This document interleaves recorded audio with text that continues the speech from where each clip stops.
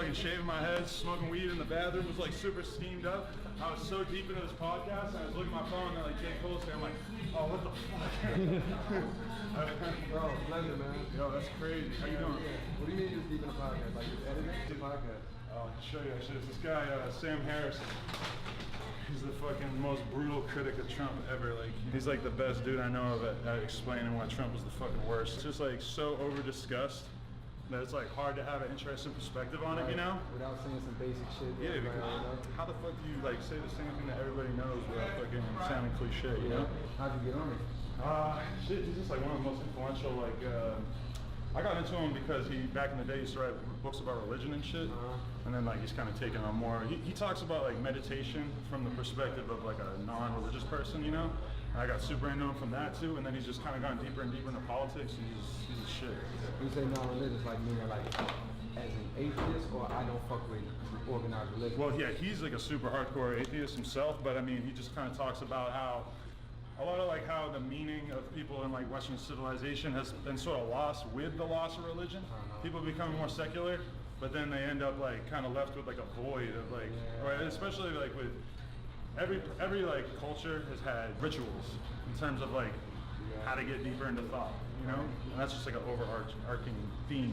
And like just hearing him talk about how like there is a way for people who don't believe in a literal God to fucking embrace that and like get something out of it too. It's like very eye-opening to me. And you identify with that? Like yeah, I'm an atheist, but in the sense, but not in like, I don't know, there's a lot of like assumptions that come about atheism, you know? I got questions actually. I've been thinking about this. So my thing is like, as an atheist, does your non-belief in God come from a turn off that religion, like religion turns you off? Or did it come from like years of thinking like that doesn't make sense to me, like that there's any power higher than? To me, to be honest, I found out that I didn't believe in God when I was like 12, and it was just, to me, it's like a very like literal thing in the sense that I don't believe that there's any way for us to know about what happens after you die, right, or how we got here and stuff like that. And I think there's no way to prove that. Right, and the only like logical way to find out about that would be through science. And that's not even to say anything of the way that like religion actually functions and works in practice, in which it's like constantly used to control, hold on to, you know, ancient beliefs that are you know, dangerous or harmful or whatever. And I mean that goes for every religion. Do you think? Last question. Do you think that there's even a possibility that a God exists? Or like, and when I say God, obviously clearly there's mad associations that come with that and like an idea of that, but remove that idea, and do you believe in any type of spirituality? Like, do you think that that's possible? I watch the vlog and shit, you know, road gang. Thank you. How you feel that? And he the gatekeeper for now, you know, all them interviews, bro. A man Xing, you ain't Xing let you manage him, bro. Oh man. Because I definitely went through a point in my life where it was like, 7th grade fucked me up. 7th grade science class. Because we started talking about fucking dinosaurs and evolution. And all of that shit sounded logical to me. You know what I mean? And it like fascinated me. It was at one point like 2nd, 3rd grade, I wanted to be a fucking archaeologist or something. That shit was mad cool. But then I hit 7th. But then it's also, we go to church. Then it's also, you hear all this shit about Adam and Eve and boom, boom, boom. So 7th grade is like, well, if I can't believe in both of these. I hit a point in my 12-year-old mind. You knew that when you were young, because I never felt like my version of Christianity that my parents handed me was like in conflict with like science class. But how old are you? 32. Oh, you're about the same age as me. Yeah, I never remember thinking that, but like the version of Christianity I was brought up with was also very much like, you know, because religion is what they tell you it is, and like for my parents it was like, treat everybody good. Racism is bad, homophobia is bad, anti-woman stuff is bad. That's like what I grew up thinking religion was. They hit a point where I had to like question it for the first time, where it was like I wasn't sure, but then I felt bad about that. I went and got baptized because I was like, I felt guilty for even having a thought that like, well, if what y'all are saying is this and what y'all, like for even having a negative thought about it. Like I went and got baptized, started reading the Bible, I was scared as fuck. And then it hit a point in my life where it's like, I just fell off and like, I'll let the answer come. And as I got older, I feel like I had a personal understanding of like what God is to me. Strong belief too of like, it has nothing to do with what y'all are talking about, more like a personal understanding. Right. And of course, I could never even fathom it, but as close as I could get to understand it, I can understand it. But then that always had me thinking, I'll listen to like I used to fuck with Bill Maher. Yeah. I started like really watch his show, and then he put out this, it was like a religious movie. I don't know if you've seen it when it came out. That shit turned me off, cause like I didn't mind that you were atheist, but it's like he was somewhere along the line. I feel like his trash in the religion. He started bashing religion, which I didn't. It's cool. Like there's some funny shit. You know, there's a lot of things to make jokes about with religion, but I couldn't understand. I was like, man, you're so turned off by religion, you're missing the God aspect. The spirit. It's making you totally oblivious to the fact that like, yo, there may be a spiritual realm. But I've never had a chance to really like dive in with an atheist and ask the questions of like, yo, do you think that that's a possibility? And if not, why?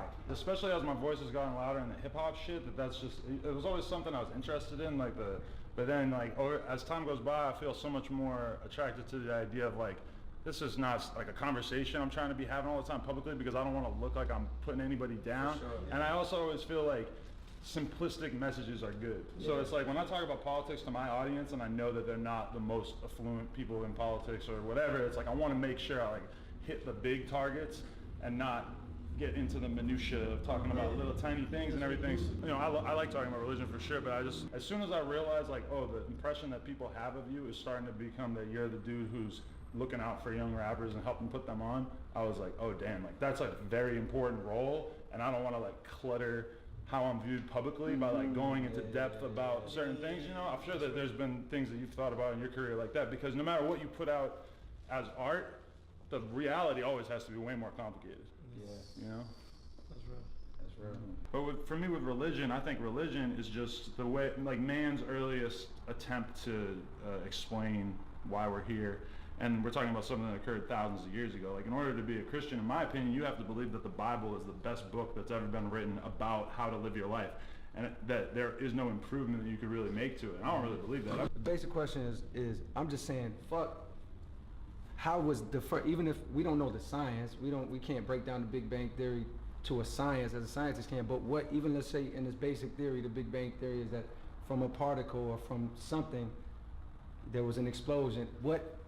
Why was there that first thing? You know what I mean? Or like, where does that come from? And that was ultimately the thing that could never get me to say like, that was the reason why I could never not believe in something, because that question does not have an answer. You know what I mean? It's just like, yo, at the end of the day, even if this shit came from a one fucking particle that exploded or whatever, who made the particle? Why is there a particle? There has to be nothing before there's something. I found out about it last year, when basically, because I was so disconnected for so long to what was going on. Just got like, just stopped even being a fan. You know what I mean? Or like, you do this shit for so long, bro. I've been rapping since I was 12, making beats since I was 15. Took a lot to get to this point, then to that point, boom, boom, and just got like a little jaded. So last year, I decided like, yo, I gotta stop that shit. Like, I have to allow myself to be a fan of whatever the fuck enters my life. So like last year, and the kid got punched on stage. Kid X got punched on stage. And it was like clearly big enough to like make it into my realm. We was on tour or something, niggas like, yo, you just see this kid get knocked the fuck out? We watching the video like, oh shit. Getting the backstory, boom, boom. I don't know who none of these kids are at the time. Then I'm like, but damn, like, what does bro do? Like, so that leads me to like hear some of his shit. And I'm like, damn, this nigga's actually talented, boom, boom. And leads me to an interview. And then that's how I got on like your shit, you know what I mean? Where it's like, oh damn, it's something happening over here. It's crazy that you found out about my shit like the same way that all these young ass kids would come up to me on the street too. They're all like, no, my first interview was the X interview. Yeah, it's like, I guess it was a big deal. It was such a weird moment, because that was like I never had like conversations with A&Rs and label people before then too, and then all of a sudden it became like they couldn't get to him, so they were trying to get to me. Yeah. Wow. That's crazy that kid was saying too. He was like, oh man, X should let you manage him. I'm like, no.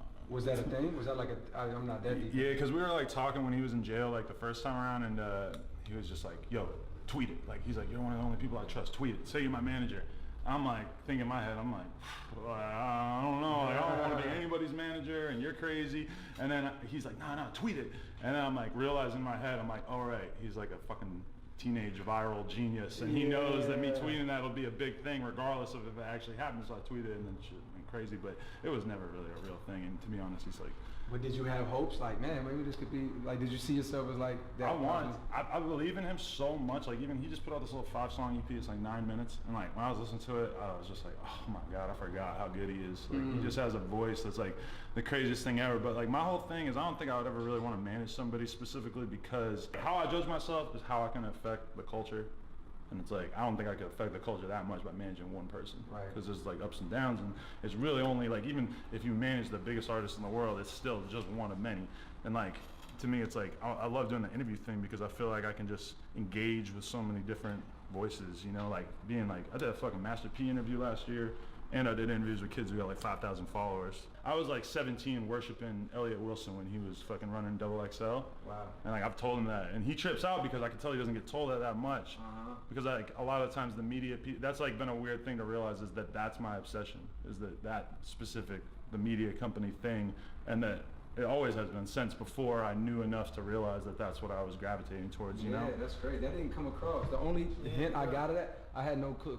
The only hint I can get of that is that I seen you like interview Combat Jack, and it was like, yo, you showing this dude a level of respect that's like, you clearly have it. I was just like, yo, this nigga clearly, you know, I didn't do my research, but I'm just like, oh, he's like a, you know, like a, I don't know if it's BMX, as you do, like BMX dude in the rap music, started a store, stumbled on this shit, not knowing that maybe you were masterminding some shit like this the whole time, or at least had a heavy interest in this shit. Yeah, that's like, I started out with the podcast angle, and then I was like, started to realize like, oh no, like the future of what I want to build is like a media company, like, because I really have seen a lot of the biggest media companies fall by the wayside, and they don't really like matter that much like anymore, which is kind of sad, and there's like a lot of reasons for it, but I feel like I just like accidentally, like, because I didn't want to start a rap podcast. I just like started doing, like, I had a BMX podcast for a couple of years, and then I was like, man, like there's underground rappers and people with clothing lines and all this shit who I want to fuck with, and they don't fit into the BMX podcast context, so it's like, I'm just gonna create this podcast so I have a reason to like be able to talk to people. But I didn't like want it to be rappers only or whatever, but then after a while it just kind of became so obvious that that's what like people were really gravitating towards, you know? It's still not rappers only, but that seed of like me wanting to create content for that reason is like totally like propelled me into this whole world of like, I'm gonna be able to create like the next World Star. But whereas like World Star is like new J. Cole video, bitch getting beat up in a fucking Popeyes, and then you know, twerk competition or whatever, is that like I want to change the context up, because I feel like, you know, rap deserves better in a way, you know? No, I hate to talk shit about World Star. I just feel like there could be like a different kind of media company, and that like right now it's actually like prickly territory right now, because it's still, I believe it's still way too rooted in me right now, and that's what I want to build out, is make it so that I'm just like one of a bunch of different faces that are all different, you know, men, women, different colors, everything. Just like, I need to make it more of like a hive rather than so centrally around me, you know? Yeah, that's the weakness of the business, I believe, right now, is like just the fact that it's too centered around me. But I can continue to do stuff as like an influencer or a content creator or whatever, but also create No Jumper as this like thing that could be a lot bigger than me. Live on its own and grow beyond you. I mean, that's the dream. That's bro. Well, congrats. Appreciate that. Shit is hard. Can I get a phone number? We can meet up. Hell fucking yeah. Amazing, man.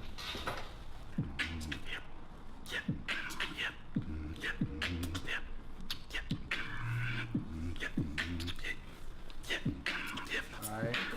Hey. I ain't gonna lie. Nobody ever pulled up with me and did that before. That's the first time that anyone did that to me. That's amazing. I respect it, bro. You definitely got your own lane. Yeah, man. Cause ain't nobody doing that in 2018. No, it's a lost art. It's a lost art. Yeah, What's sure. that one that Roselle did or whatever? It was like, if your mother only knew. I remember getting that on Napster and shit. That was like the only beatbox song on Napster. You know? Shoot me the text, bro. No doubt. I love you, man. Thank you, bro. It was amazing. Hell yeah, bro. Nice to meet you.